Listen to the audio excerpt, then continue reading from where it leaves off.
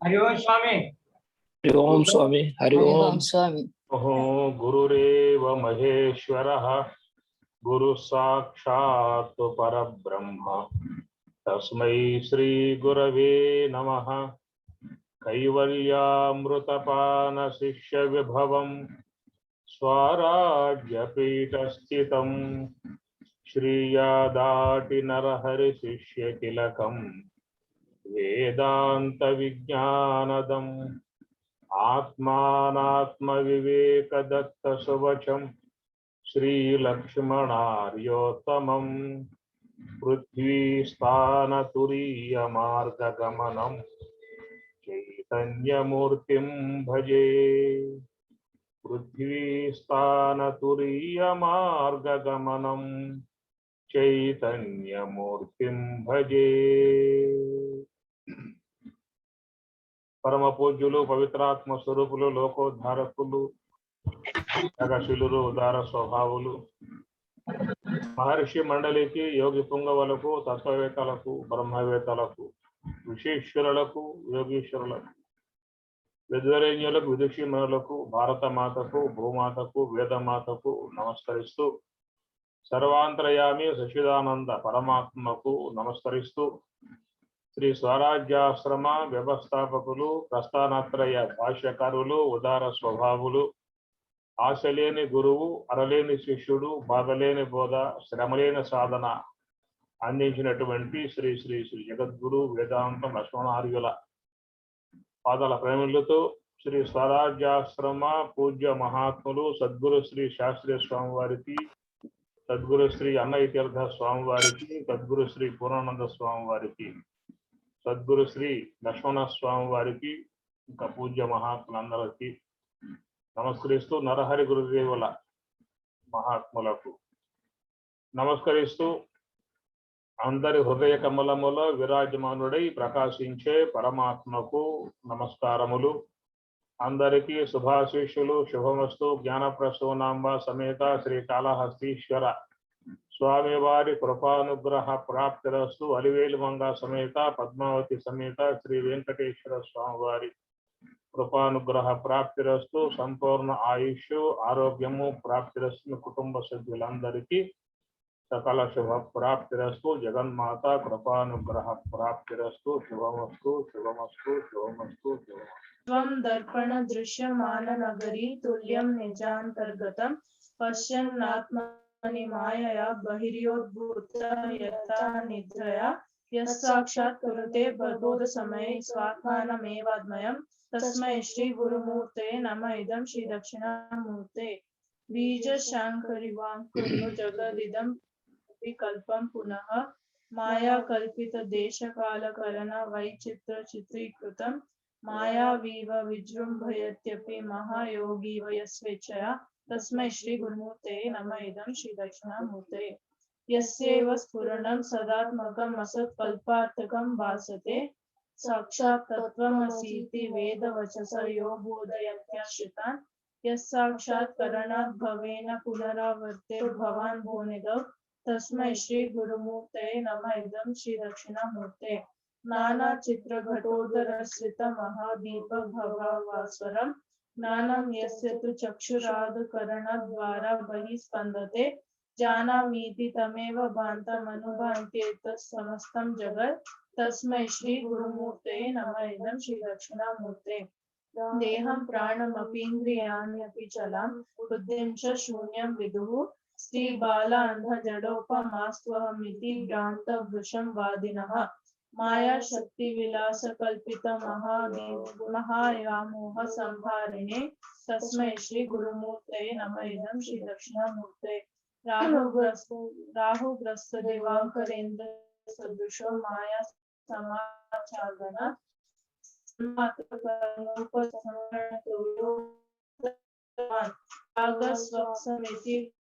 సమయే తస్మై శ్రీ గురుమూర్తే నమ. ఇదం శ్రీ దక్షిణామూర్తే. బాల్యాదిష్వపి జాగ్రత్తాదిషు తతః సర్వస్వస్థాస్వపి యావృత్తాస్వను వర్తమానమహమిత్యంత స్ఫురంతం సదా స్వాత్మానం ప్రకటీకరోతి భజతాం యో ముద్రయా భద్రయా तस्मै श्री गुरुमूर्तये नमः। इदं श्री दक्षिणामूर्तये। विश्वं पश्यति कार्यकारणतया स्वस्वामी संबंधितः शिष्याचारतया तथैव पितृबुद्ध्यात्मा न भेदतः। स्वप्ने जागृति देवाय एष पुरुषो माया परिभ्रामितः। तस्मै श्री गुरुमूर्तये नमः। इदं श्री दक्षिणामूर्तये।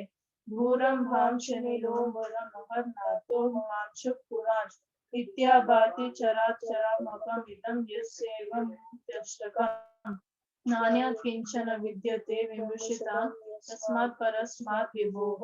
तस्मै श्री गुरुमूर्तये नमः। इदं श्री दक्षिणामूर्तये।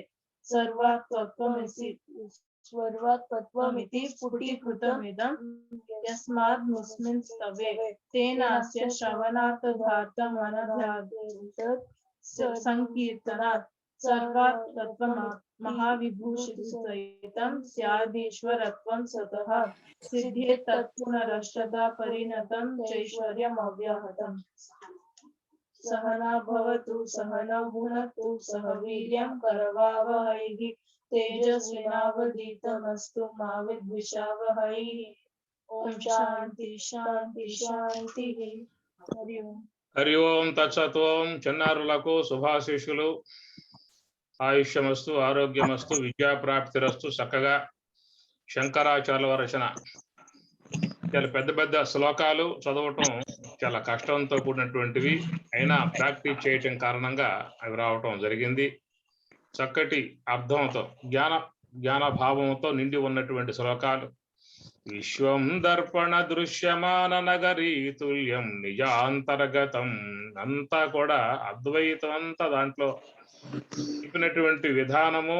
మీ పిల్లలకు కూడా చక్కగా ఇలాంటి నేర్పండి. వాళ్ళు చిన్నప్పుడు కంఠస్థం అవుతాయి, పెద్ద అయిన తర్వాత వాటి అర్థాలు వాళ్ళు అధ్యయనం చేస్తారు, వాళ్ళ జీవితాలు చక్కగా బాగుపడే అవకాశం ఏర్పడుతుంది. కాబట్టి పెద్దలు పిల్లలకి ఇవ్వాల్సినటువంటి శాశ్వత సంపద జ్ఞాన సంపద. అది మనం బిడ్డలకు ఇచ్చినట్లయితే కలకాలం తల్లిదండ్రులను జ్ఞాపకం పెట్టుకుంటారు. మా చిన్నప్పుడు మా నాన్న ఈ విధంగా నేర్పారు, మా అమ్మ నేర్పింది, నా జీవితాలు బాగుపడ్డాయి, దీనివల్ల మా బిడ్డలకు కూడా ఇవి మేము బోధించుకుంటూ ఉన్నామని చెప్పేసి వాళ్ళు కలకాలం చెప్పుకునేటువంటి యొక్క సంపద. ఎంత ఇచ్చినా కానీ అది గుర్తు రాదు, కానీ ఇది మాత్రం వాళ్ళకి ఎప్పుడూ కూడా జ్ఞాపకం వచ్చేటువంటి సంపద. తర్వాత మన చిన్నారులు పల్లా సుబ్రహ్మణ్యం గారు.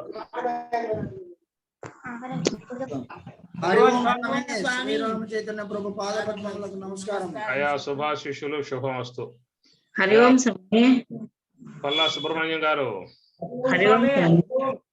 హరిబోం అయిపోయింది అమ్మా, చెప్పదు, టైం అయిపోయింది, తర్వాత చెప్పండి, లాస్ట్ లో చెప్పుకుందాం. పల్లా సుబ్రహ్మణ్యం గారు. స్వామి హరి ఓం. హరి ఓం. హరి ఓం. పాపలు చక్కగా గాయత్రి శ్లోకాలని గానం చేస్తారు, అందరూ కూడా ఆనందంగా విందాం. స్వామి మా మనవరాలు గీతేసి మనవడు జ్ఞానవర్ధన్ ఇద్దరు కలిసి చెప్తారు. చెప్పండి, చెప్పయ్యా.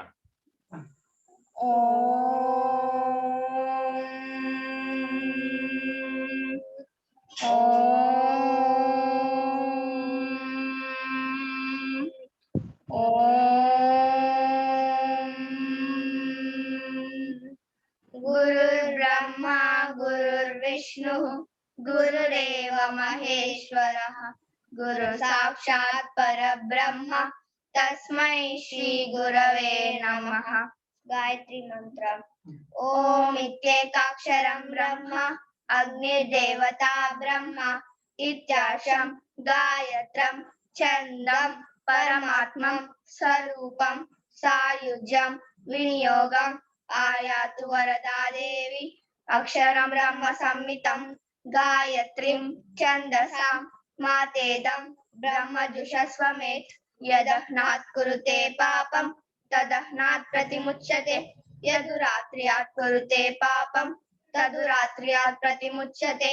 सर्ववर्णे महादेवी संध्या विद्ये सरस्वती ओजोसि सहोसि बलमसि ब्राजोसि देवानां धामनामासि विश्वमसि विश्वायुः सर्वमसि सर्वायुः।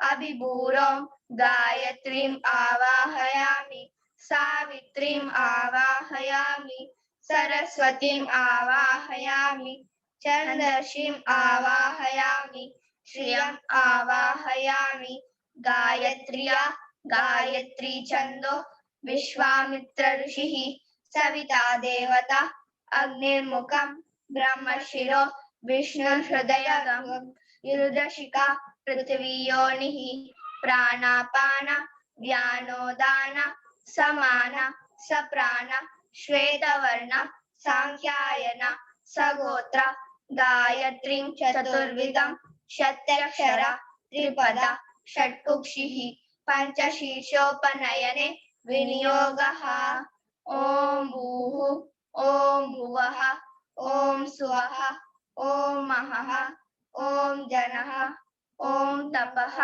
ॐ सत्यम् ॐ तत्सवितुर्वरेण्यं भर्गो देवस्य धीमहि धियो यो न प्रचोदयात् ॐ आपो ज्योतिरसोऽमृतं ब्रह्म भूर्भुवस्वरो उत्तमे शिखरे जाते भूम्यां पर्वतमूर्धने ब्राह्मणेभ्यो अभ्यनुज्ञाता गच्छ देवी यथा सुखं स्तुतो मया वरदा वेदमाता प्रचोदयन्ती पवने द्विजाता आयुः पृथिव्यां द्रविणं ब्रह्मवर्चसं मह्यं दत्त्वा प्रजातुं ब्रह्मलोकं हरि ओम तत्सत् మాకి అవకాశం ఇచ్చినందుకు గురువు గారికి నమస్కారములు. స్వామి వీళ్ళకు తెలుగు చదివేది రాసేది రాదు. అయ్యా సుబ్రహ్మణ్యం గారు చక్కగా పిల్లలకు గాయత్రి మహామంత్రం పూర్తిగా నేర్పేశావు. పూర్తిగా చక్కగా తప్పులు లేకుండా ఆ నిర్భయంగా. స్వామి అయ్యా చెప్పండి స్వామి. అదే మా అమ్మగారుల ముందు రత్నమ్మ గారు, ఉమామ్మ గారు, మేఘమాలమ్మ గారు ఇంతమంది కూడా మరి అలా ముందు చక్కగా చెప్పడం అని చెప్పినంటే ఆ ధైర్యం చాలా గొప్పది. కనుక వారిలో చక్కటి గాత్రం ఉన్నది, మంచి పలికే విధానం ఉన్నది. గాయత్రి మహామంత్రంతో పాటు ఇంకా మీరు భగవద్గీత శ్లోకాలు కానీ నిర్వాణ షట్కము, విజ్ఞాన నవక ఇలాంటివన్నీ కూడా పిల్లలకు నేర్పండి. చక్కగా వాళ్ళ జీవనాలన్నీ కూడా మంచిగా మెరుగుపడతాయి. మంచి జీవితం వాళ్ళకి ఏర్పడుతుంది. దైవానుగ్రహం జీవితంలో ముఖ్యంగా అవసరము. దైవానుగ్రహం ఉన్నటువంటి వారు అన్ని విజయాలు సమృద్ధిగా పొందే అవకాశము ఏర్పడుతుంది. గాయత్రి మాత అమ్మవారు జగన్మాత బిడ్డలకు చక్కటి భవిష్యత్తుని, మంచి మార్గాన్ని, చదువుని ప్రసాదించి కాపాడుగాక అని చెప్పని కోరుకుంటూ అందరికీ శుభాశీస్సులు. శుభమస్తు. జగన్మాత కృపానుగ్రహ ప్రాప్తిరస్తు. అయ్యా మీ బిడ్డలకు కూడా ఈ విధంగా నేర్పండి. బిడ్డలకు కూడా చక్కగా వాళ్ళకి చదివించండి. మేము వింటాం, ఆనందపడతాం. స్వామి గారు అయ్యా స్వామి గారు అయ్యా ఆ పిల్లలకు భగవద్గీత కూడా వస్తాయి స్వామి. వాళ్ళిద్దరు ఫస్ట్ ప్రైజ్ సెకండ్ ప్రైజ్ తీసుకున్నారు ఇంతకుముందు ఆశ్రమంలో. ఓహో అట్లానా. వాళ్ళకి తెలుగు చదవడం రాయడం రాదు, చెప్తే విని బాగా నేర్చుకున్నారు. భగవద్గీత కూడా వచ్చు కాబట్టి మనం మరొకసారి గీత ఒక అధ్యాయం పారాయణ చేయిద్దాము. చాలా బాగా చేస్తారు సుబ్రహ్మణ్యం గారు. స్వామి తప్పకుండా ఈసారి మన పిల్లల చేత భగవద్గీత ఒక అధ్యాయం పారాయణం చేయిద్దాము. చక్కగా పలుకుతూ ఉన్నారు, మంచిగా చదువుతూ ఉన్నారు. చాలా సంతోషం.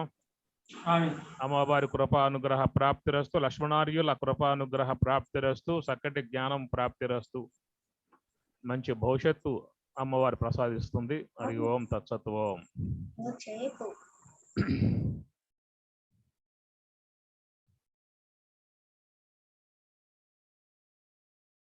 సానబట్టిన భోగి జ్ఞాన యోగి తానే తానే ఇందరి గురుడు.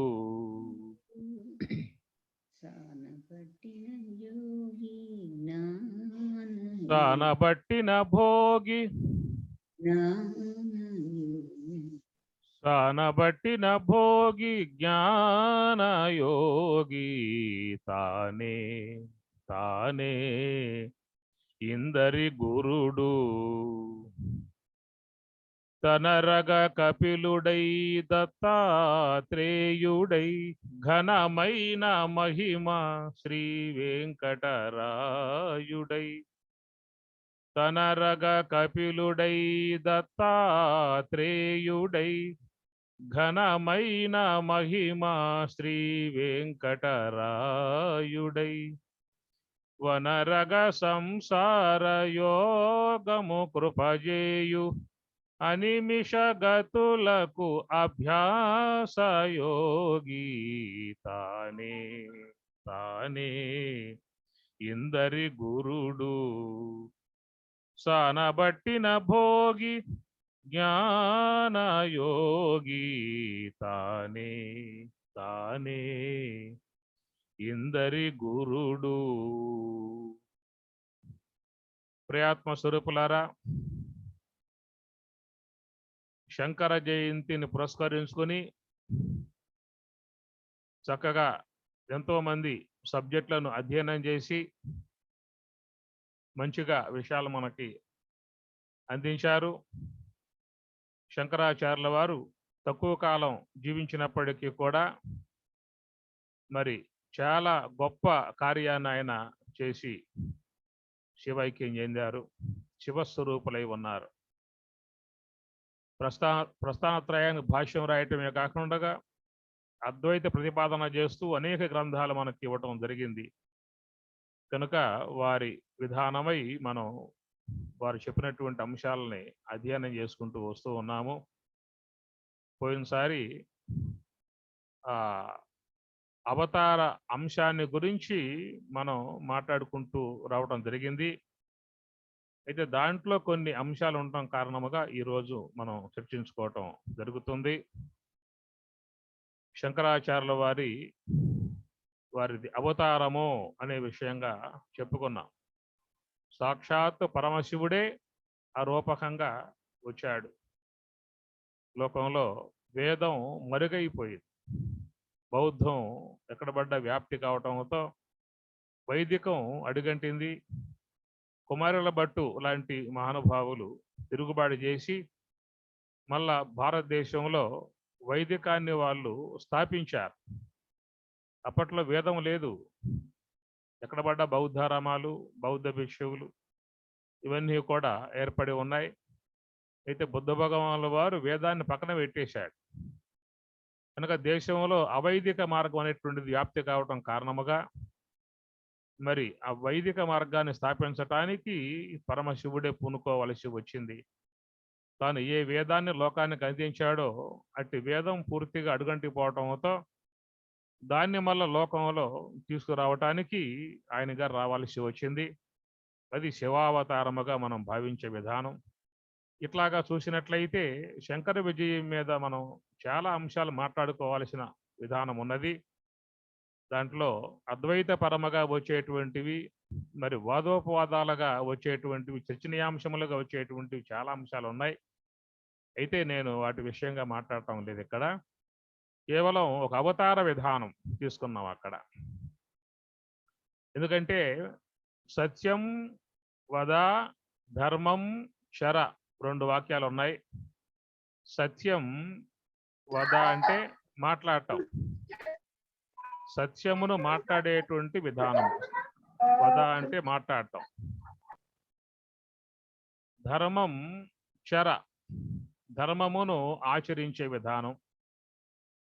ఈ రెండింటి అంశం మీదే మనకు వేదం ఉన్నది. పూర్వ భాగము, ఉత్తర భాగము అని చెప్పని. మంచి జీవన విధానానికి అనుగుణ్యముగా ఉండేటువంటి భాగం పూర్వ భాగం. జీవితాన్ని ధన్యతా మార్గం నడిపించేటువంటి భాగం ఉత్తర భాగం, జ్ఞాన మార్గం. కాబట్టి ఈ రెండింటి విధానముగా మనం చూసినట్లయితే గతంలో చెప్పుకున్నటువంటి విధానములో శ్రీమన్నారాయణుడు, పరమశివుడు ఈ ఇరువురి యొక్క అంశాలను మనం గతంలో కొంత చెప్పుకోవడం జరిగింది. శ్రీమన్నారాయణుడు ఆయన అవతరించిన విధానం, ఆయన అవతారానికి మరి ఏమిటి ఉద్దేశము అని చెప్పనంటే ధర్మ సంస్థాపనార్థాయ, లోకంలో ధర్మాన్ని స్థాపించే విధానముగా స్వామి వచ్చేటువంటి విధానం. దశావతారములు అని చెప్పని అన్నాం. దశావతారములే కాదు, స్వామివారు ఎక్కడెక్కడ ఎప్పుడెప్పుడు అవసరం పడితే అప్పుడల్లా కూడా ఆయన ఈ లోకంలోకి సాకారమూర్తిగా రావటం లాంటి విధానం మనకు భాగవతం బోధిస్తూ ఉన్నది. కనుక ముఖ్యముగా కొన్ని అవతారాలను గురించి విశేషముగా చెప్పడం జరిగింది. ఎన్నోసార్లు ఆయన గారు రావటం జరిగింది. ధర్మ సంస్థాపన విధానముగా వచ్చి లోకాలను కాపాడే విధానము ఆయన. అందువల్ల వైష్ణవ విధానం చూసినట్లయితే వేదము యొక్క పూర్వ భాగం, వేదం పూర్వ భాగం మానవునికి మంచి జీవితాన్ని, మంచి జీవన విధానాన్ని, సుఖమయ జీవన విధానాన్ని, భోగ సంబంధ జీవన విధానాన్ని అందించేది పూర్వ భాగం వైదిక విధానం. దాంట్లో వచ్చే అన్నీ కూడా దేవతా ఆరాధనలు. దేవతలను ఏ ప్రకారంగా ఆరాధించాల్సి ఉంటుంది, అర్చించాల్సి ఉంటుంది. ఎట్లా అర్చించినట్లయితే వాళ్ళు ప్రసన్నమై మనం కోరుకున్నటువంటి ప్రసాదిస్తారు. దేవాన్ భావయతానేనా తే దేవా భావయంతు వః పరస్పరం భావయంతః శ్రేయః పరం అవాప్స్యథ అని గీతలో చెప్పామాట. శ్రేయాన్ భావయతానేనా తే దేవాన్ భావయతానేనా, ఎవరైతే యజ్ఞముల ద్వారా దేవతలని ఆరాధిస్తారో తే దేవాహ, అట్టి దేవతలు వారు కూడా వాళ్ళని గురించి భావిస్తారని చెప్పి అన్నారు. తే దేవా భావయంతు వః పరస్పరం భావయంతః, ఇరువురు కూడా ఆ ప్రకారముగా దేవతలను మీరు అర్చించినట్లయితే వాళ్ళ ద్వారా మీరు కోరుకున్నటువంటి లభ్యమయ్యే అవకాశం ఏర్పడుతుంది. పరస్పరం భావయంతః, ఇరువురు కూడా ఆ విధముగా అన్యోన్యత భావన కలిగి ఆరాధనా భావనతో వీళ్ళు, అనుగ్రహ భావనతో వాళ్ళు. పరస్పరం భావయంతః శ్రేయః పరం అవాప్స్యత, శ్రేయః శ్రేయస్సుని, అవాప్స్యత పొందుదురుగాక అనేటువంటి మాట. ఈ ప్రకారముగా చూసినట్లయితే వేదం పూర్వ భాగమంతా కూడా మానవుడు జీవితంలో తాను అపేక్షించేటువంటి సుఖశాంతులను పొందటానికి అనుకూలమై ఉన్నటువంటి యొక్క మార్గం. అందుకే మీరు చూసినట్లయితే వైష్ణవ విధానములో కొంచెం మరి ఒక లాలసత్వము, భోగ సంబంధ విధానం దీన్ని మీకు కనపడతాయి అన్నమాట. అనగా శివుని యందు శివతత్వములో ఉన్నటువంటి అంశాలు వేరు, వైష్ణవ తత్వంలో ఉన్నటువంటి అంశాలు వేరు. గమనించాలి అక్కడ మీరు. ఎందుకంటే జీవితం రెండు వైపులా ఉన్నది మనకి. ఇటు ప్రవృత్తి మార్గము ఉన్నది, నివృత్తి మార్గము ఉన్నది.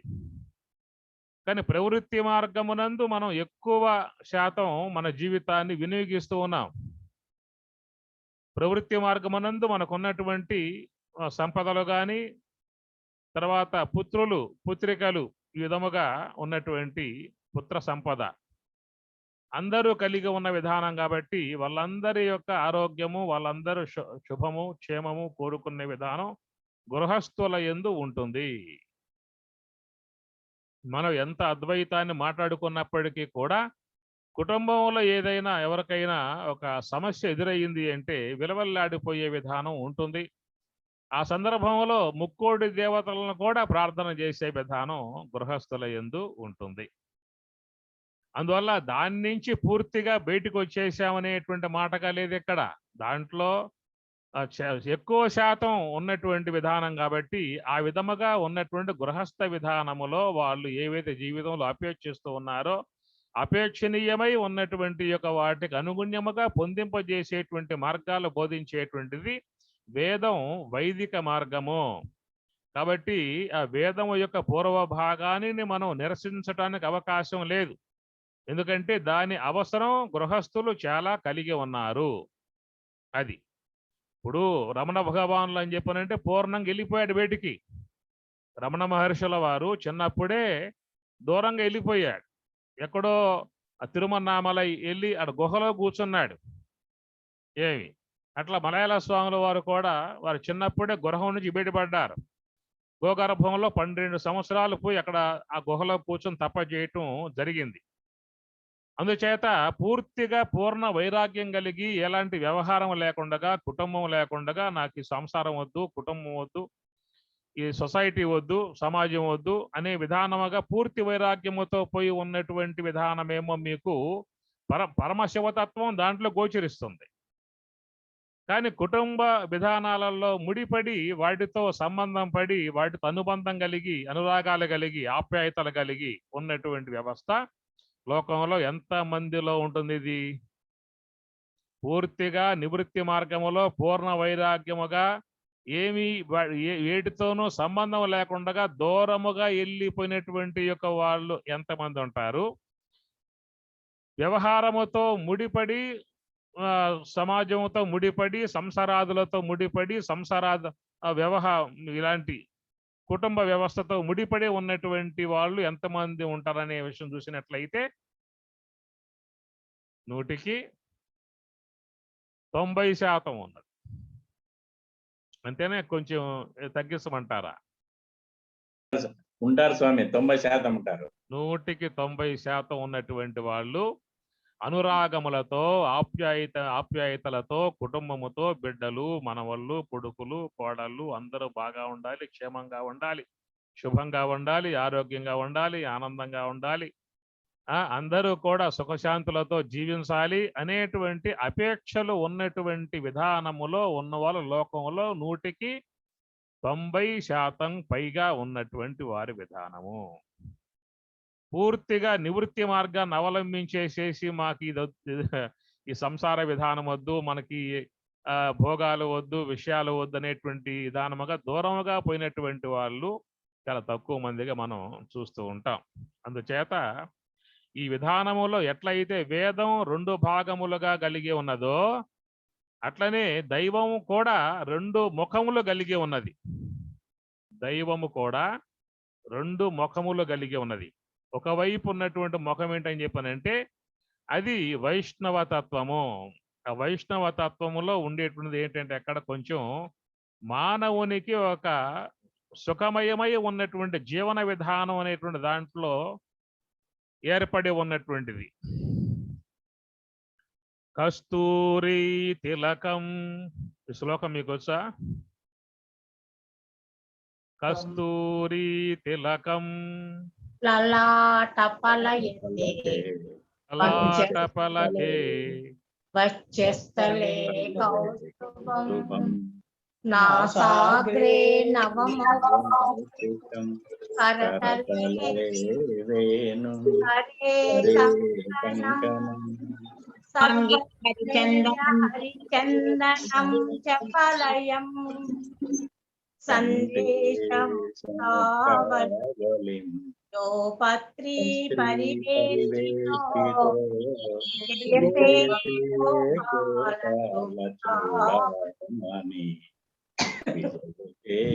గోపాల చూడమని. కస్తూరి తిలకం లలాటపలకే వక్షస్థలే కౌస్తుభం నాసాగ్రే నవమౌక్తికం కరతలే వేణుం కరే కంకణం సర్వాంగే హరిచందనం చ కలయం కంఠే చ ముక్తావళి గోపస్త్రీ పరివేష్టితో విజయతే గోపాల చూడామణి. ఇదంతా కూడా ఒక చక్కటి జీవన విధానము. అది వైష్ణవ తత్వములో చేరి ఉన్నటువంటి విధానం. కస్తూరి తిలకం లలాట పలకే వక్షస్థలే కౌస్తుభం నాసాగ్రే నవమౌక్తికం కరతలే వేణుం కరే కంకణం సర్వాంగే హరిచందనం చ కలయం కంఠే చ ముక్తావళి గోపస్త్రీ పరివేష్టితో విజయతే గోపాల చూడామని. ఇది వైష్ణవ తత్వములో ఉన్నటువంటి విధానము. ప్రవృత్తి మార్గములో ఉన్నటువంటి వారు కోరుకునేటువంటి ఈ భాగాలు. గృహస్థుడు ఇంటికి వచ్చాడు, రాగా అమ్మగారు వేడివేడిగా నీరు తోడి పెడుతుంది, చక్కగా స్నానం చేస్తాడు. ఆ తర్వాత వేడివేడిగా ఆహార పదార్థాలు కూడా ఆయనకి ఎట్లాగా ఉంటే ఆనందపడతాడో, ఎట్లా చేస్తే రుచికరంగా ఆయన ఆస్వాదిస్తాడో, ఇష్టపడి భోంచేస్తాడో అనేటువంటి విషయంలో ఇల్లాలు ముందుగానే ఆలోచించి అవన్నీ కూడా చక్కగా ఏర్పాటు చేస్తాం. ఆ వేడివేడిగా ఉన్నటువంటి పదార్థాలు ఆమె గారు వడ్డిస్తూ ఉంటుంది. అవి భోంచేస్తూ ఉంటాడు. ఏసీ వేస్తే అన్ని ఆరిపోతాయి అనే ఉద్దేశంతో ఏసీ ఆన్ చేయకుండా ఇసిన కర్రతో ఆమె గారు ఇసురుతా ఉంటుంది. ఇసిన కర్రతో ఇసురుతూ ముద్ద ముద్దకు నెయ్యి వడ్డిస్తూ ఉంటే అమ్మగారు పక్కన కూర్చుని ఆయన గారు ముగ్ధమోహన ఆకారం దర్శించుకుంటూ ఆనందకరంగా భోంచేస్తాడు. ఆ తర్వాత శ్రీమన్నారాయణుడు ఏ ప్రకారంగా శేషశాయిపై శయనించాడో ఈయన గారు హంసతూలిక తల్పం మీద శయనించి ఉంటే ఆయన గారి పతి సేవ ఆమె గారు చేసుకుంటూ ఉంటుంది. మధ్య మధ్యలో తోమలపాకులు కూడా ముడిచి అందిస్తూ ఉంటుంది. భోంచేస్తూ తీసుకుంటాడు ఎన్ని కూడా. యా ఊర్లో స్వామి? ఇవన్నీ కూడా వైష్ణవ తత్వములో చేరి ఉన్నటువంటి భాగాలు. ఏమి ఆ ప్రకారముగా శయనించి సకల విధాయకాలుగా సుఖాలలో తేలియాడే విధానముగా అతను ఉంటే, ఇక శివతత్వములో ఉన్నటువంటి వారు ఎట్లా ఉన్నారు? కటిక నేల మీద పడుకునే విధానముగా ఉన్నటువంటి వారు. రమణ భగవానుల వారికి ఏమన్నాయి చెప్పండి? లక్ష్మణార్యులు కింద చిన్న కండవ పరుసుకుని పడుకునేవాడు. ఇది వాళ్ళకు ఉన్నటువంటి విధానం. మనకు మలయాళ స్వాముల వారి జీవిత చరిత్రలో అంశం వస్తుందన్నమాట. ఆ అమ్మగారు మలయాళ స్వాముల వారు చిన్నప్పుడు పడుకోబెడితే మెత్తని పడుకోబెడితే దొర్లుకుంటూ ఆయన నేల మీద కూర్చి పడుకునేవాడు, కింద పడుకునేవాడు, నేలపై పడుకునేవాడు. కాబట్టి ఈ ప్రకారంగా ఈ భోగాల నుంచి పూర్తిగా బయటపడేటువంటి విధానం, సంస్కారం వాళ్ళకు చిన్నప్పుడే వచ్చిన విధానం. అది శివతత్వంలో చేరి ఉన్నటువంటి విధానము. కనుక పరమశివతత్వం ఏమిటంటే వైరాగ్య విధానం. నిరాడంబరముగా ఉండేటువంటిది శివతత్వం. ఇందా చెప్పుకున్నాం కదా శ్లోకం మనం, కస్తూరి తిలకం లలాట పలకే. ఇవన్నీ కూడా వైష్ణవ విధానములో కలిగి ఉన్న విధానములో చూసినట్లయితే అవన్నీ కూడా ప్రవృత్తి మార్గములో, కుటుంబ విధానములో ఉన్నటువంటి వారు భోగాయ విధానముగా జీవన విధానం గడుపుకుంటూ ఉంటే, పరమేశ్వరుని యొక్క రెండవ ముఖం అనగా దైవం యొక్క మనం చెప్పుకున్నాక మనం వేదం రెండు భాగాలు, పూర్వ భాగం ఉత్తర భాగము అని చెప్పని. పూర్వ భాగములో జీవించేటువంటి విధానం అంతా కూడా వైష్ణవ విధానం. ఉత్తర భాగం ఉపనిషత్తుల యొక్క భాగములో జీవించే విధానం అంతా కూడా శివతత్వము. ఎట్లా ఉన్నాడు శివుడు అని చెప్పనంటే కరిచర్మాంబరధారి అంటాం కదా స్వామివారిని. కరిచర్మాంబరధారి. ఈయన గారేమో పట్టు పీతాంబరధారి, ఆయన కరిచర్మాంబరధారి. అంటే శివతత్వం ఏంటని చెప్పనంటే గజాసురుణ్ణి సంహరించి ఆ గజాసురుని యొక్క మరి ఆ చర్మమే వస్త్రముగా ధరించి ఉన్నటువంటి విధానం. అట్లాగా నివృత్తి మార్గములో పయనించేటువంటి ఈ యొక్క మహానుభావులైతే ఉన్నారో, శివతత్వాన్ని సేవించేటువంటి వారు, శివాంశతో జనించినటువంటి వైరాగ్యమూర్తులై జ్ఞాన మార్గములో పయనించేటువంటి యొక్క మహాత్ములు కూడా కరిచర్మాంబరదారులు. కరి అంటే ఇక్కడ ఏమిటి? ఏనుగ. అహంకారమునకు చిహ్నముగా చెప్పేటువంటిది ఏనుగ. అందువల్ల అహంకారమును పూర్తిగా నశింపజేసే విధానము ఈ జ్ఞాన మార్గములో ఉంటుంది. నిర్మమో నిరహంకార సహశాంతిం అధిగచ్చతి. ఆ పరమశాంతిని, బ్రహ్మానందాన్ని పొందాలని చెప్పనంటే ఇక్కడ అహంకారం పూర్తిగా తొలగిపోవలసి ఉంటుంది. కాబట్టి వారు తమ యొక్క జ్ఞాన తత్వముతో, జ్ఞాన సాధనతో లోన ఉన్నటువంటి అహంకారమును పూర్తిగా సంపివేసి, అహంకారములో ఉన్నటువంటి అహం అనేటువంటి యొక్క ఉనికి ఎట్లాగే ఉంటుంది, తర్వాత ఉన్నటువంటి కర్ అనేటువంటి క్రియాపదం పోతుంది. అహంకారములో ఏం పోతాయి అని చెప్పనంటే అహం అనేటువంటిది మాత్రము పూర్ణముగా ఉంటుంది. సత్తా మాత్రమై ఉన్నటువంటిది అహం అనేటువంటి పదం. అహం అంటే నేను అని చెప్పిన అర్థం. అందుచేత ఎప్పుడైతే వారు ఈ యొక్క ప్రవృత్తి మార్గముగా ఉన్నటువంటి అహం యొక్క వృత్తిలో చేరి ఉన్నటువంటి కర్ అనేటువంటి అంశం తీసివేస్తారో దాని ద్వారా వారికి ఏమేర్పడుతుంది? అహం బ్రహ్మాస్మి అనే భావం వస్తుంది. కనుక అహంకారములో ఎట్లయితే ఆ కరి ఏనుగులో చేరి ఉన్నటువంటి యొక్క మాలిన్యం మొత్తం తీసివేసి పరమశివుడు కేవలం ఆ పైన ఉన్నటువంటి ఆ చర్మమున మాత్రమే ధరించి కరి చర్మాంబరధారిగా ఎట్లా పరమశివుడు ఉన్నాడో అట్లా వీరు కూడా అహంలో చేరి ఉన్నటువంటి క్రియా విధానముగా కర్తృత్వ విధానము అన్నారు. ఏమి? పశ్యన్ శృణ్వన్ స్పృశన్ జిగ్రన్ అశ్నన్ గచ్చన్ స్వపన్ స్వశన్ ప్రలపన్ విసృజన్ గృహునన్ ఉన్మిషన్ నిమిషన్ అపి ఇంద్రియాని ఇంద్రియార్దేశు వర్తంతి ధారయన్ అని చెప్పన్నట్లుగా ఇంద్రియాల యందు ఉన్నటువంటి క్రియా విధానం నాకేం సంబంధం లేదు, నేను కేవలం సాక్షి మాత్రమై ఉన్నటువంటి వాడిని అనేటువంటి భావనగా ఇంద్రియాల యందు అధ్యస్థం లేకుండగా ఇంద్రియాలతో సంబంధం లేకుండగా దేహాభిమానము లేకుండగా అహంకారమును మమకారమును పూర్తిగా త్యజించి అహము యొక్క స్వరూపమగు బ్రహ్మము ఆ బ్రహ్మమే వస్త్రముగా ధరించి ఉన్నటువంటి వాడు కరిచర్మాంబరధారిగా అది జ్ఞాన విధానములో శివతత్వములో శివభావనలో చేరి ఉన్నటువంటి విధానం. అట్లాగా పరమశివునికి మరొక అలంకారముగా ఉన్న విధానం ఏమిటని చెప్పని చంద్రశేఖరుడు అని చెప్పని అంటాం. చంద్రశేఖరుడు. చంద్ర అంటే చంద్రులలో 16 కళలలో ఒక కళ మాత్రమే మిగిలి ఉంటుంది. కేవలం రేఖా మాత్రముగా ఉన్నటువంటి కళగా ఉన్నటువంటి ఒక చంద్రుణ్ణి తన మౌలి శిరస్సు మీద ధరించి ఉన్నటువంటి విధానం అది మనకు పురాణాల భాగముగా ఇతిహాసాల రూపకంగా వచ్చేటువంటి అంశాలు వేరు. ఇక్కడ శివతత్వం మనకి జ్ఞానతత్వంగా మనం భావిస్తున్నాం కాబట్టి ఈ విధముగా శివతత్వముతో ఉన్నటువంటి వారి యందు ఎట్లా ఉన్నది ఆ యొక్క చంద్రుడు? చంద్రమా మనసో జాతః అన్నారు. చంద్రుడు అని చెప్పనంటే మనస్సు. ఆ మనస్సు ఎట్లా ఉందయ్యా అని చెప్పనంటే అది యోగ సమాధిని పొందినప్పుడు మనస్సు అనేది పూర్తిగా ఉండదు అని చెప్పనంటామా? రేఖా మాత్రముగా మాత్రమే ఉంటుంది అని చెప్పనంటామా? యోగ సమాధి నందు మనస్సు ఉంటే యోగ సమాధి ఎట్లయితే స్వామి? అందుచేత దీని విషయం మీద సీతారామాంజనేయ సంవాదంలో కూడా చర్చ జరిగింది.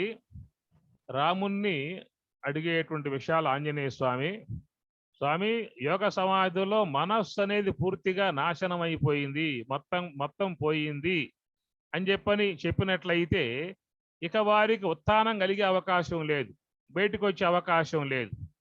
ఎప్పుడైతే యోగ సమాధిలో మనసు అనేది పూర్తిగా లయమైపోయి పూర్తిగా వినాశనం చెందిన విధానంగా చెప్పినట్లయితే లోకములో తాత్విక జ్ఞానాన్ని బోధించేటువంటి యొక్క మహాత్ములు ఉండే అవకాశం లేదంటాడు ఆంజనేయ స్వామి రాముడితో. ఒకవేళ యోగ సమాధిలో మనస్సు ఉన్నది అని చెప్పని అన్నాం అనుకో, మనస్సు ఉందని చెప్పనంటే దశేంద్రియాలు ఉంటాయి, దశేంద్రియములు ఉన్నాయి అని చెప్పనంటే మరి దేహ వ్యవహారం ఉంటుంది. ఈ దేహ వ్యవహారం ఉన్నట్లయితే జాగ్రత్త స్వప్నం అంతా కూడా వ్యవహారం ఉన్నట్లే అవుతుంది.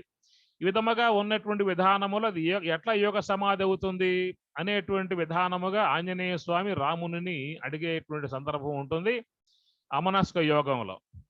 దానికి రామచంద్రమూర్తి చెప్పేటువంటి మాట ఏమిటని చెప్పానంటే మనస్సు అనేది యోగ సమాధిలో ఎట్లా ఉంటుంది అనేటువంటి మాటకు చెబుతూ ఎండలో దీపమున్నట్లుండు ననగా అనే ఉదాహరణ చెప్పుకొచ్చారు.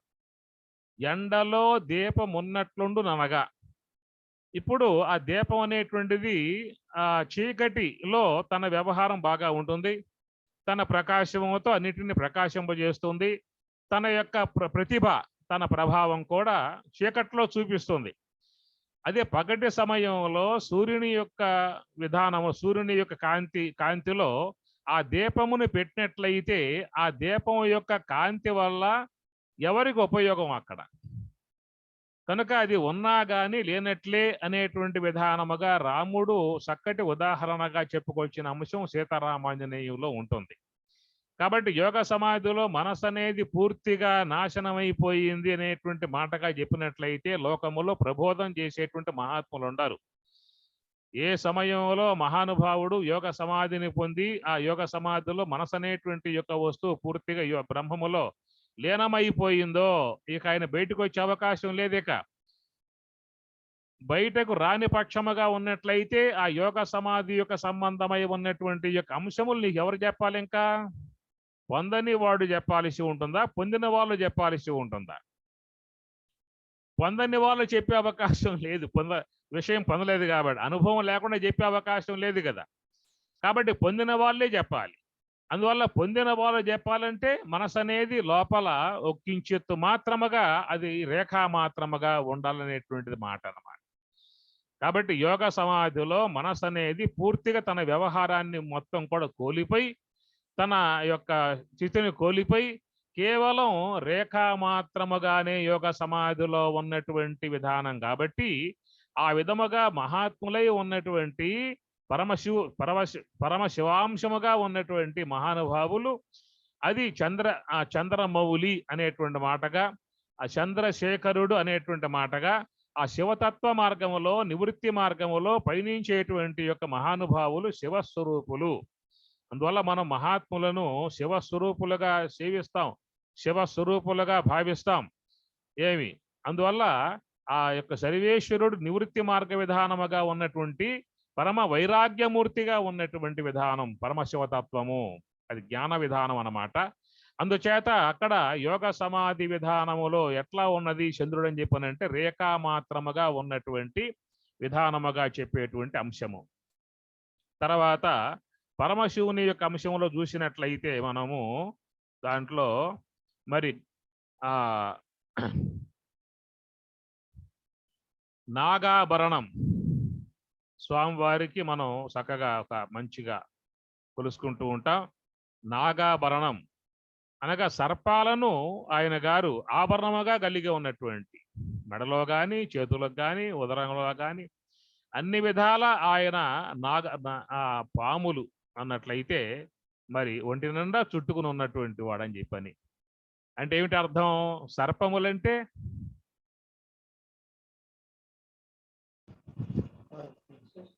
కుండలిని శక్తియే. కుండలిని శక్తి ఒకటి. సర్పములు అని చెప్పనగా ప్రతి ఒక్క వ్యక్తిలో కూడా బుసగొట్టేటువంటి సర్పాలు ఉన్నాయి.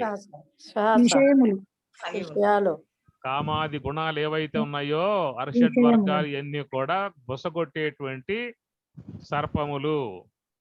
అవి మనం సామాన్యముగా ఉన్నటువంటి వారందరూ కూడా లోన పెట్టుకున్నారు. మహాత్ములు వాటిని బయటపడేస్తారు. వాటి ప్రభావం వాళ్ళ యందు ఉండవు. ఈ గుణాది వికారములు మహాత్ముల యందు ఉండవు. రాగద్వేష వియుక్తైస్తు విషయాన్ ఇంద్రియైశ్చరన్ ఆత్మవశ్యైః విధేయాత్మ ప్రసాదం అధిగచ్చతి. ఇంద్రియస్య అర్ధే రాగద్వేషౌ వ్యవస్థితౌ తయోః వశం న ఆగచ్చేత్ తౌ హి అస్య పరిపంథినౌ. చెప్పే మాట. ఇంద్రియస్య అర్ధే విషయాలలో రాగము ద్వేషము ఇవన్నీ కూడా చేరి ఉన్నాయని చెప్పని వాటికి నీవు వశం కామాక అని స్వామి చెప్పేటువంటి మాట. కాబట్టి రాగద్వేష వియుక్తైఃతు మరొకసారి చెప్పేటువంటి మాట భగవద్గీతలో స్వామివారు రాగద్వేష వియుక్తైఃతు విషయాన్ ఇంద్రియైః శరణ్. రాగద్వేషములు లేకుండగా వాళ్ళు కేవలం ఇంద్రియాలతో విషయాల యందు వాళ్ళు చరిస్తూ ఉన్నప్పటికీ కూడా ఆత్మవశ్యైః విధేయాత్మ మనస్సు పూర్తిగా వశమై ఉన్నది కాబట్టి ప్రసాదం అధిగచ్చతి. బ్రాహ్మీ సంబంధ అనుభవాన్ని పొందే విధానం కలుగుతుంది. అందుచేత ప్రతి ఒక్క వ్యక్తిలో కూడా ఉన్నటువంటి ఈ గుణాలు ప్రకోపించి మానవుణ్ణి మరి ప్రమాద మార్గాలలో తీసుకుపోతూ ఉన్నాయి. ఏవవి? మనస్సులో చేరి ఉన్నటువంటి గుణములు, కామక్రోధ లోభమోహాది గుణములు, అనేటువంటివన్నిటినీ కూడా వాళ్ళు బయట పడేసిన విధానము. అవి కేవలం వాళ్లకు అలంకారప్రాయముగా ఉన్నటువంటి విధానం. వాటి ప్రభావం మహాత్ముల యందు ఉండదు.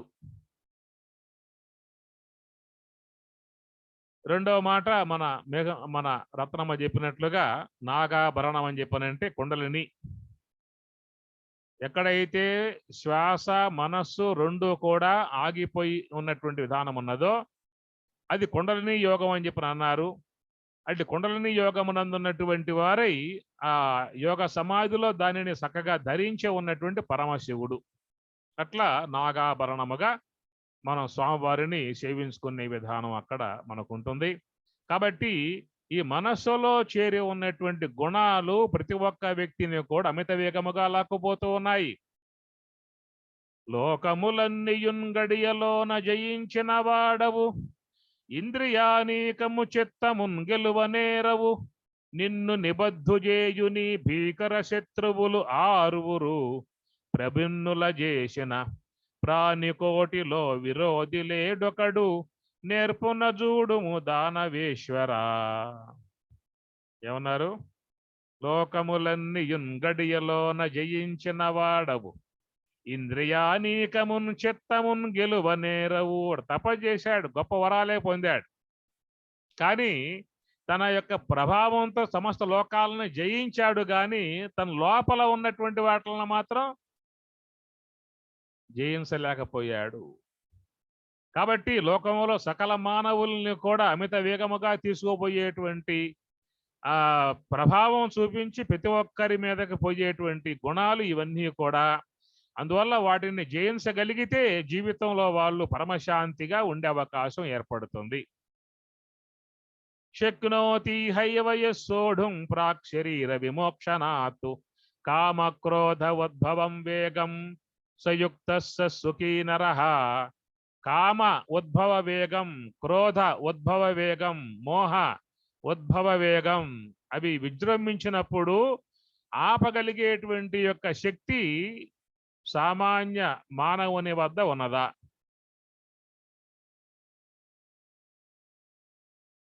వ్యవహారం చక్కబడినప్పుడు ఎంతో శాంతిగా ఉంటాం, మంచిగా ఉంటాం, బాగానే ఉంటాం. ఒకవేళ అలాంటి గుణాలు ప్రకోపించాయి అని చెప్పన్నట్లయితే వానిని వివేకాన్ని లేకుండా చేసి తీసుకుపోయి ప్రమాదాల్లో పడవేసేటువంటివిగా ఉన్నాయి. కాబట్టి ప్రతి ఒక్క వ్యక్తి కూడా ప్రమాదములో పడే విధానము, పాపకార్యములు ఆచరించే విధానము, నరకాదులను సృష్టించుకునే విధానము ఈ గుణాల వల్ల ఉన్నది. కాబట్టి జీవుడుగా జీవత్వము కలిగి ఉన్నంత కాలము ఆ గుణాలకు లోబడి ప్రవర్తించే విధానం ఉంటుంది. ఎప్పుడైతే ఈశ్వరత్వాన్ని పొందావో ఆ ఈశ్వరత్వమునందు ఉన్నటువంటి వానిని ఈ గుణాలు ఏం చేస్తాయి? జీవత్వములో ఉండగా వాటి ప్రభావం ఉంటుందా? ఈశ్వరత్వాన్ని పొందినప్పటికీ కూడా వాటి ప్రభావం ఉంటుందా? ఈశ్వరత్వంలో గుణసామ్యం ఉంటుంది కాబట్టి ప్రభావం ఉండదు. జీవత్వంలోనే వాటి ప్రభావం ఉంటుంది. కాబట్టి నిర్వీర్యం అయిపోయి కేవలం అవన్నీ కూడా అలంకార ప్రాయముగా ఉన్న విధానమే గాని వాటి ప్రభావం జ్ఞాని యందు ఉండదు. కాబట్టి ఆయన పరమశాంతిగా ఉంటాడు. పరమశాంతి అనగా బ్రహ్మం అనగా. అందుచేత ఈ ప్రకారముగా లోపల సూక్ష్మ దేహములో చేరి ఉన్నటువంటి గుణములు అరయక మత్క్రోధముల్, లోభంబు మోహమద మచ్చరములు ఆచిపెట్టుతున్నవి నేనేమి చేయుదును నారాయణ. అరయక మత్క్రోధముల్, లోభంబు మోహమద మత్సరములు, తరుగవెప్పుడు మనసున నేనేమి చేయుదును నారాయణ. ఎంతవరకు? ఈ జీవత్వం అవిద్య ఉన్నంత వరకు ఆ జీవుణ్ణి ఇవన్నీ కూడా ఆడిస్తూ ఉంటాయి, లాక్కుపోతూ ఉంటాయి, ప్రమాదాల్లో పడవేస్తూ ఉంటాయి. మనం ఎంత వివేకం కలిగి ఉన్నా, ఎంత ఆధ్యాత్మికం కలిగి ఉన్నా, ఇంత జాగ్రత్తగా ఉన్నా కానీ కొన్ని సందర్భాలలో నీకు తెలియకుండానే వాటి ప్రభావాలకు గురవుతాము, ఆ కార్యాలు చేసేస్తాము.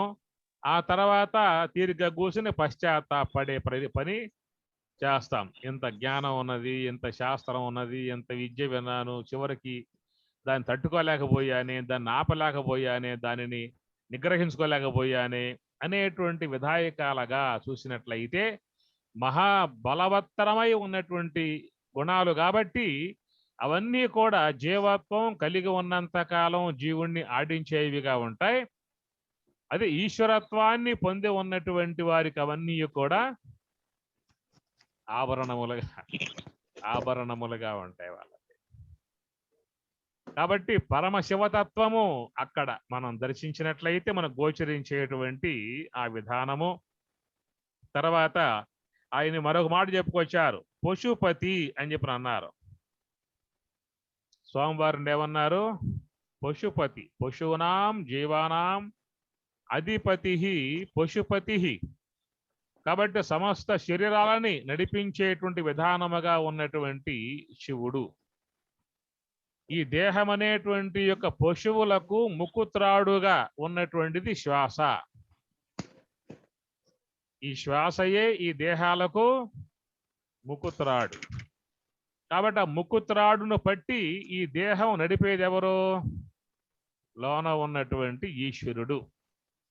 కాబట్టి ఈ శ్వాస అనేటువంటిది జీవుని యొక్క ఆశ్రయంలో ఉన్నదా, ఈశ్వరుని ఆశ్రయంలో ఉన్నదా అని చూసినట్లయితే, జీవుని యొక్క ఆశ్రయంలో ఉన్నట్లయితే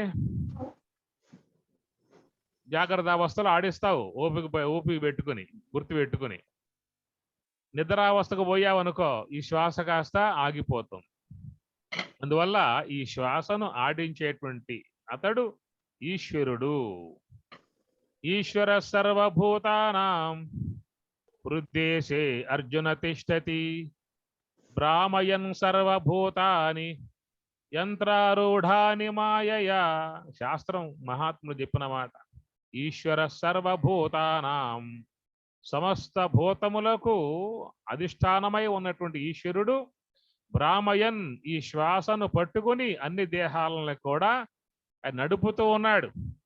మన శరీరము సజీవముగా ఉండాలని చెప్పనంటే ఇంద్రియాలు ఉంటే ఉంటుందా, హంస ఉంటే ఉంటుందా?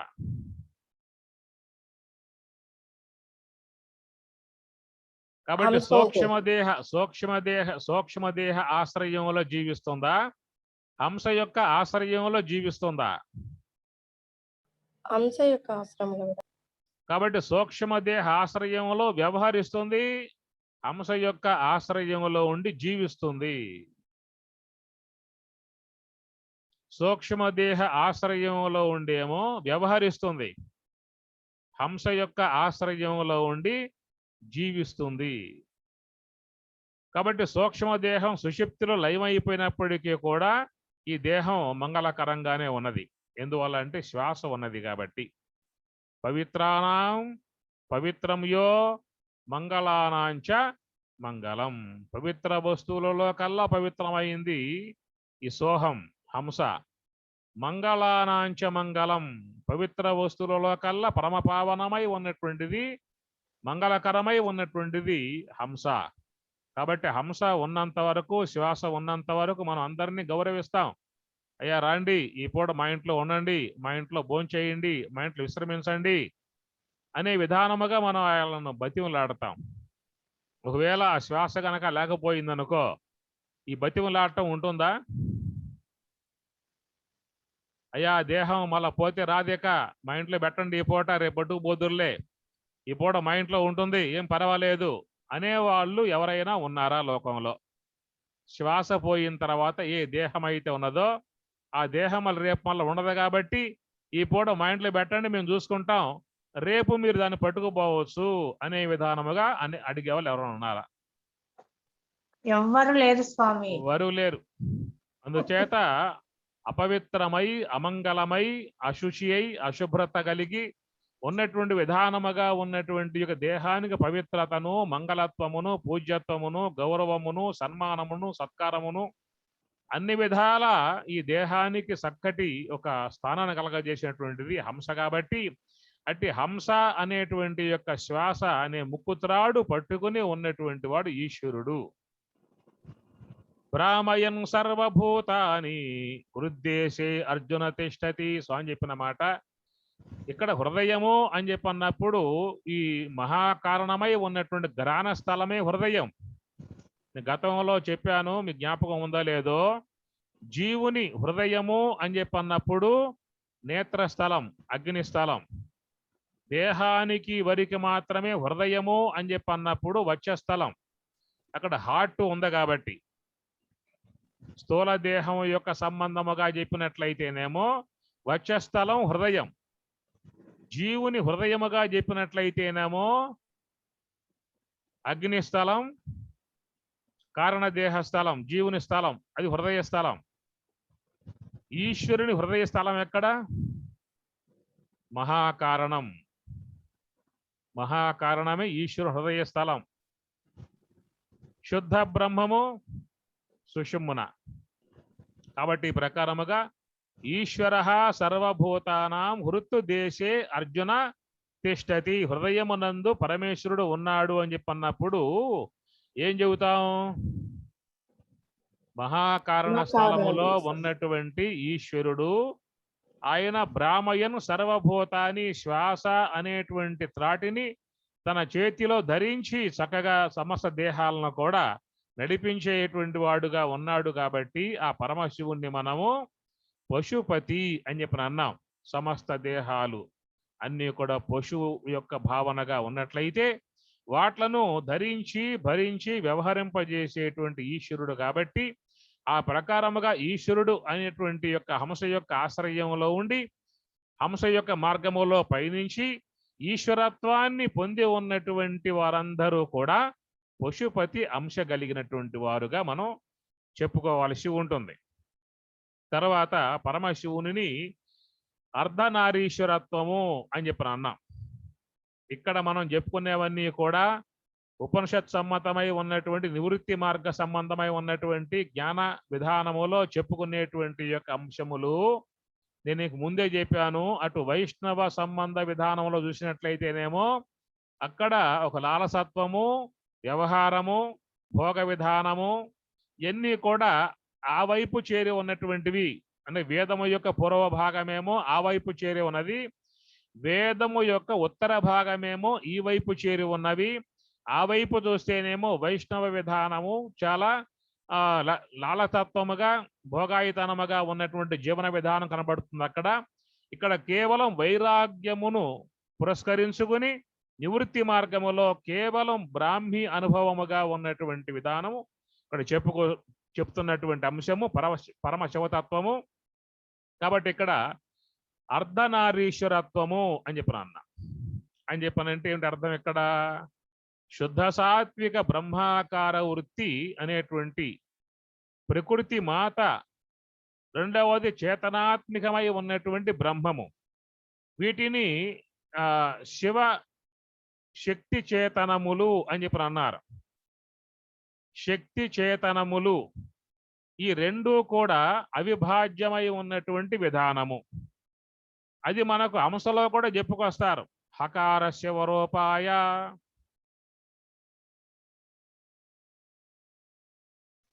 సకార శక్తి ఉచ్యతే.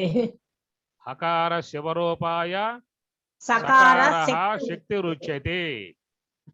మహిత దేహేంద్రియ ప్రాణమానసాది దృశ్య రూపిణియు మహావికార్నియగు సకారంబు పరమ పురుష. సీతారామాంజనేయంలో అమ్మవారు చెప్పేటువంటి యొక్క మాటలు ఈ ప్రకారంగా త్రిగుణాత్మకమై ఉన్నటువంటి దేహ సంఘాతమై ఉన్నటువంటి యొక్క భాగమంతియు కూడా చేరి ఈ శ్వాసలో రేచకముగా ఉన్నటువంటిదేమో సకారము అన్నారు, పూరకమై ఉన్న భాగమేమో హకారము అన్నారు. హకార శివరూపాయ సకార శక్తి రుచ్యతే. కాబట్టి ఇక్కడ శక్తి చేతనములు రెండు కూడా అవిభాజ్యమై ఉన్నటువంటి విధానము.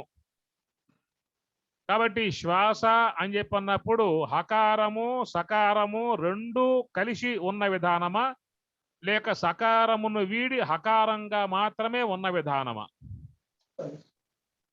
కలిసి ఉన్నది, రేచక పూరకము. రేచక పూరకం రెండు కలిగి ఉన్న విధానం. అది రేచక పూరకములు రెండు కూడా అవిభాజ్యమై కలిసి ఉన్నటువంటి విధానము. కాబట్టి పూరకము అనేటువంటి భాగమేమో చేతనము అన్నారు, రేచకం అనేటువంటి భాగమేమో శక్తి అని చెప్పని అన్నారు. అందుచేత ఈ రెండు కూడా అవిభాజ్యములు.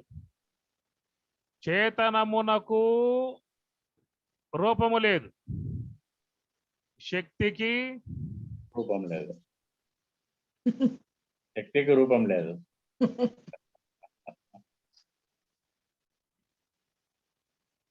కాబట్టి విశ్వమంతా కూడా శక్తి విధానంగా చెప్పుకొస్తారు. మనం ఒక పదార్థాన్ని చూస్తున్నాము అని చెప్పనంటే ఆ పదార్థం ఏం చెప్పారని చెప్పని వైజ్ఞానికులు అనేక లక్షల కోట్ల పరమాణువులు సమీకరణ అయి ఉండటం కారణముగా నీకు అక్కడ కంటికి వస్తువులుగా గోచరిస్తూ ఉన్నది. ఆ వస్తువులో చేరి ఉన్నటువంటి పరమాణువులు విభజింపబడ్డాయి అని చెప్పనంటే అక్కడ నీకు ఈ రూపము లేదు, నామము లేదు. ఏమున్నాయి అని చెప్పని అణువులు మాత్రమే ఉన్నాయి అన్నారు. ఈ అణువు కూడా ఇంకా సూక్ష్మంలోకి పోతే పరమాణువు అన్నారు. ఇంకా సూక్ష్మంగా పోయినట్లయితే ఇంకా దాంట్లో పేర్లు పెట్టారు. ఇంకా లోపలికి పోగలిగితే మీకుండేది ఏమిటి? అక్కడ ఎనర్జీ అన్నారు, కేవలం శక్తి అని చెప్పిన అన్నారు. అందుచేత మరి ఇక్కడ చూసినట్లయితే హంస యొక్క విధానములో శివ చేతనములు శక్తి చేతనములు అవిభాజ్యమై ఉన్నటువంటి విధానము. కాబట్టి ఈ ప్రకారముగా లోకములో ఉన్నటువంటి మానవులు ప్రవృత్తి మార్గములో పయనించేటువంటి యొక్క మానవులు పంచేంద్రియములతో సంబంధం పడి ఈ పంచేంద్రియముల ద్వారా బయటికి పోయి బయట ఉన్నటువంటి శబ్ద స్పర్శ రూపరసగంధాది విషయాల యందు అనుభవం గలవారై ఉన్నటువంటి విధానముగా ఉన్నది జీవత్వము. అవిద్య ఉపాధి కలిగి ఏ యొక్క జీవత్వం ఉన్నదో ఈ జీవత్వము ఉన్నంత కాలము చేసే పని ఏమిటని చెప్పనంటే దశేంద్రియములను పంచేంద్రియాలను ఉపకరణములుగా చేసుకుని ఇంద్రియ ద్వారములకుండగా బయటికి పోయి ఈ బయట ఉన్నటువంటి నామరూపాత్మకములుగా ఉన్నటువంటి ఏ జగత్తు అయితే ఉన్నదో ఆ జగత్తు యందు భోగాయతన జీవన విధానముగా కలిగి జీవించే విధానముగా ఉన్నటువంటి వాడు జీవుడు. ఆయన కేవలం ఇంద్రియాలకు మాత్రమే పరిమితమై ఉన్నటువంటి వాడు. కానీ ఇక్కడ చెప్పుకునేటువంటి యొక్క పరమశివతత్వంలో నివృత్తి మార్గములో పయనించేటువంటి యొక్క మహానుభావులు రమణ భగవాన్ల వారు, వివేకానంద, రామతీర్థ, లక్ష్మణార్యులు, మలయాళ స్వాములు, చిన్మయానంద స్వాములు ఇలాంటి విధానముగా చూసినప్పుడు వీళ్ళు తమ మనస్సుని ఇంద్రియాలలోకి పోనివ్వకుండగా ఇంద్రియ విషయాల్లోకి పోనివ్వకుండగా మనస్సుని హంస యొక్క ఆశ్రయంలో పెట్టడం కారణముగా నివృత్తి మార్గములో పయనించినప్పుడు యోగ సమాధి స్థాయికి పోయినప్పుడు అక్కడ శుద్ధ సాత్విక బ్రహ్మాకార వృత్తి అనేటువంటి స్థితిలో నిలిచిపోయి ఉన్నటువంటి వారు అటు చేతనము ఇటు శుద్ధ సాత్విక బ్రహ్మాకార వృత్తి. శ్రీయన మంగళ దేవత శ్రీయనగా అని వెంటాడు వేమన. శ్రీకర బ్రహ్మాకారుని ప్రాకటముగ మదిని చేర్చి ప్రణవాకృతితో శ్రీమూల శక్తి అనదగు ఆ మూర్తుల కన్నదల్లి అవగాదన కన్. శ్రీమూల శక్తి అనదగు శ్రీ అనగా శుద్ధ సాత్విక బ్రహ్మాకార వృత్తి. కాబట్టి ఆ శుద్ధ సాత్విక బ్రహ్మాకార వృత్తి విధానము కలిగి ఉన్నటువంటి స్థితి అర్ధనారీశ్వరత్వము. అటు శుద్ధ చేతనము ఇటు శక్తి స్వరూపము, శుద్ధ సాత్విక బ్రహ్మాకార వృత్తి. ఈ రెండింటి యందు చక్కగా ఉండి బ్రహ్మానందాన్ని అనుభవించే విధానముగా ఉన్నటువంటి మహాత్ములు కూడా మనము శివస్వరూపులుగా భావించే విధానము.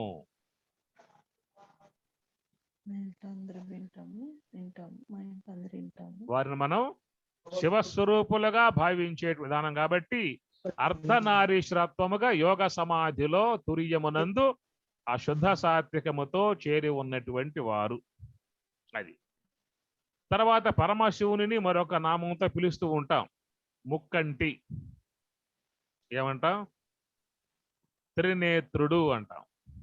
త్రినేత్రుడు, ముక్కంటి. కాబట్టి 3 కన్నులు గలవాడు. ఏమిటి 3 కన్నులవి అన్నట్లయితే జ్ఞాన నేత్రము. 3వ కన్ను శివుడు తెరిచాడు అని చెప్పనంటే సమస్త లోకాలన్నీ కూడా భస్మైపోతాయని చెప్పేసి. అంటే ఏమిటి అర్థం? ఎవరైతే హంస యొక్క ఆశ్రయంలో నివృత్తి మార్గములో పయనించి 3వ కన్ను యగు జ్ఞాన చక్షువు తెరవబడుతుందో దాని ద్వారా అనాదిగా చేరి ఉన్నటువంటి సమస్త కర్మలన్నీ కూడా, సూక్ష్మ దేహములో చేరి ఉన్నటువంటి సమస్త కర్మంతా కూడా కాలిపోతుంది.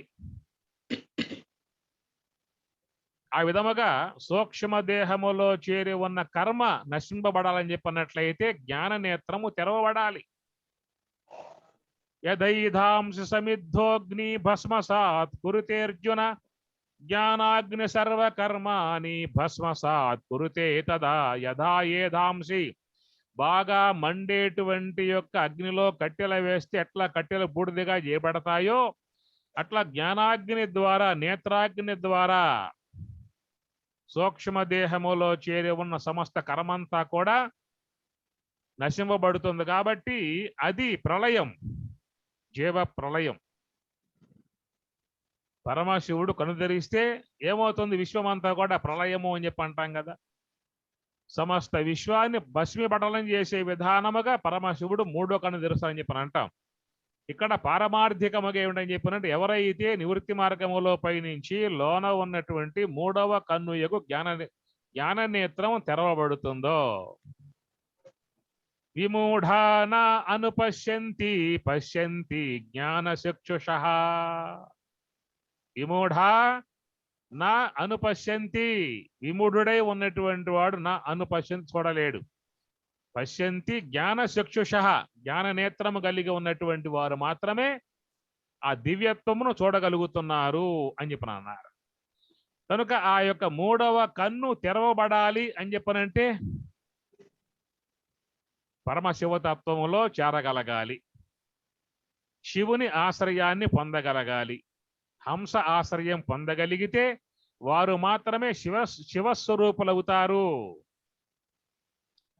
అవిద్య ఉన్నంతకాలం జీవభావమే. ఏనాడైతే నివృత్తి మార్గములో హంస యొక్క ఆశ్రయంలో ధ్యానములో ఉంటావో పరమశివతత్వాన్ని పొందుతావు, నీవే శివుడు అవుతావు. శివో జీవ, జీవ శివ అని చెప్పి అంటాం కదా. శివజీవైక్య సమాధియందు, శివజీవైక్య సమాధియందు సీతారామాంజనేయం. ఆ ప్రకారముగా ఆ నివృత్తి మార్గములో హంస యొక్క ఆశ్రయంలో ఉన్నప్పుడు అక్కడ ఆ యొక్క నివృత్తి మార్గములో 3వ నేత్రమగు జ్ఞాన నేత్రము తెరవబడుతుంది. అది శివుని యొక్క సన్నిధిలో ఉన్నప్పుడు మాత్రమే ఏర్పడే విధానం. కాబట్టి ఆ పరమశివుడు ముక్కంటి 3వ నేత్రము కలిగి ఉన్నటువంటి స్వామి. కనుక పరమశివుని యొక్క సాన్నిధ్యములో ఉన్నటువంటి వారు మాత్రమే, శివతత్వమునందు ఉన్నటువంటి వారు మాత్రమే ఆ 3వ కన్నుతో అనేక జన్మలకు పరంపర, అనేక జన్మలకు హేతువై ఉన్న కర్మంతటిని కూడా నశింపజేసే విధానం ఏర్పడుతుంది. దాని కారణముగా ఏమన్నా పరమశివుణ్ణి ముక్కంటి, 3వ కన్ను కలవాడు అని అర్థం. తర్వాత త్రిశూలధారి, త్రిశూలం. త్రి అంటే ఏమిటి? 3.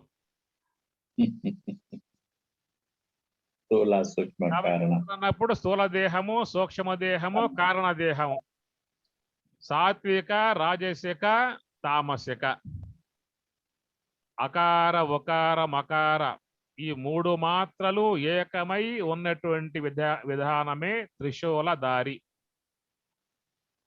త్రి అంటే 3, శూలం అంటే 1. కాబట్టి త్రిగుణ సామ్యావస్థ అనే విధానములో అకార ఉకార మకారములు 3 కూడా తను ధరించి ఉన్నటువంటి విధానమే 4వ అర్ధమాతృకలో చేరి ఉన్న విధానమే త్రిశూల దారి.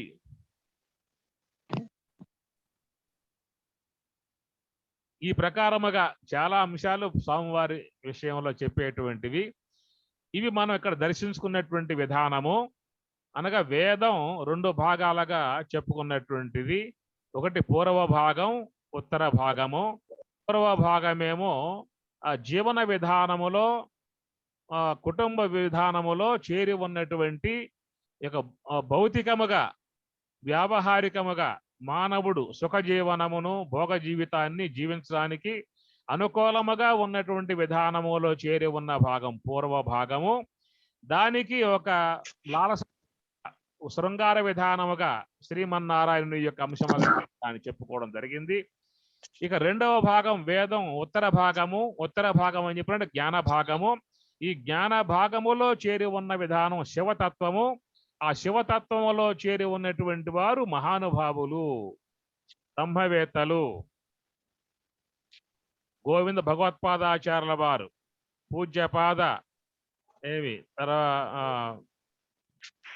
గౌడపాదాచార్యుల వారు, శంకరాచార్యుల వారు, సురేశ్వరాచార్యుల వారు, అస్తామలుకుడు, తోటకాచార్యుల వారు.